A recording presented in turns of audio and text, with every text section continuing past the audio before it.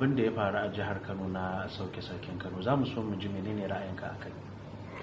To a gaskiya jiya dinnan 9 ga watan 3 shekara ta 2020 rana ce ta bakin ciki ga jama'a jihar Kano ga baki daya da mutan Najeriya da ma mutane na duniya, saboda shi mai martaba sarki mutum ne wanda yake na al'ummar duniya ga baki daya, saboda gwagwarmaya da ya yi a shekarun da ya yi yana aiki musamman ma na central bank da kuma wannan aiki na sarki na Kano.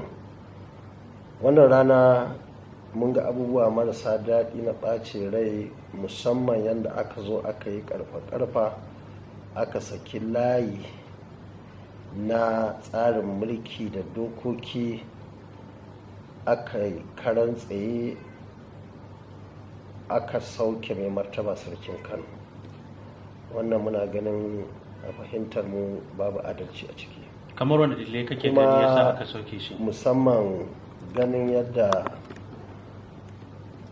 jami'an tsaro na tabbata